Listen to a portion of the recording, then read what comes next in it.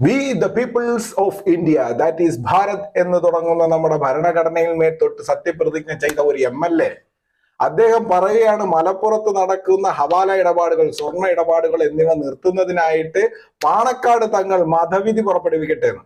താനൊക്കെ ഏത് കോണത്തിലെ MLA ആണോ?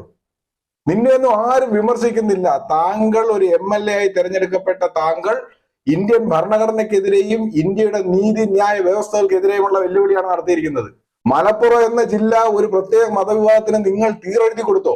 ഒരു ജില്ലയിൽ, ഒരൊറ്റ ജില്ലയിൽ ഒരു മതവിഭാഗം ഭൂരിപക്ഷമായി കഴിഞ്ഞപ്പോൾ അവിടത്തേക്ക് പാണക്കാട് തങ്ങൾ എന്തിനാണ് മതവിധി പുറപ്പെടുവിക്കുന്നത്?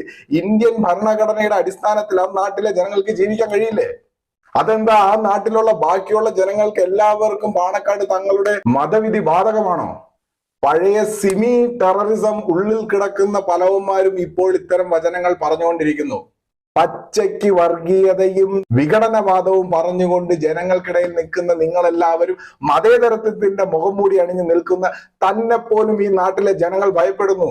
ആർക്കും പ്രതിരോധ ശേഷിയില്ല. കെ സുധാകരനില്ല, VD സതീശനില്ല, BJPയിൽ ആരും പ്രതികരിച്ച് കണ്ടില്ല. ഒരു MLA ഇരുന്ന് പറയുകയാണ്, മലപ്പുറത്ത് നടക്കുന്ന ഹവാല ഇടപാടുകളും സ്വർണ്ണക്കടത്ത് ഇടപാടുകളും കുറയണമെങ്കിൽ പാണക്കാട് തങ്ങൾ മതവിധി പുറപ്പെടുവിക്കണം. പാണക്കാട് തങ്ങൾ ആരാടും?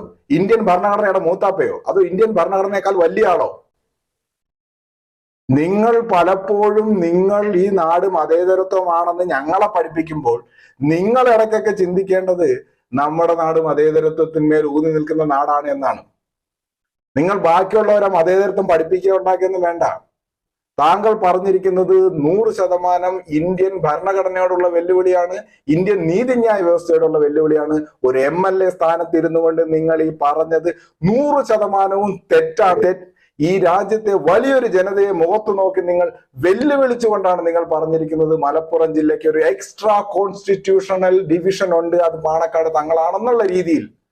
നിങ്ങൾ പറഞ്ഞിരിക്കുന്നത് മത തീവ്രവാദമാണ്, മതവർഗീയതയാണ്, ജനങ്ങളെ ചേരി തിരിച്ചു നിർത്താനുള്ള ആഹ്വാനമാണ്. ഒരു ഉത്തരവാദിത്തപ്പെട്ട MLA സ്ഥാനത്തിരുന്നു കൊണ്ട് നിങ്ങൾ പറയാൻ പാടില്ലാത്ത വാചകമാണ് മതവിധി പുറപ്പെടുവിക്കണമെന്നുള്ളത്.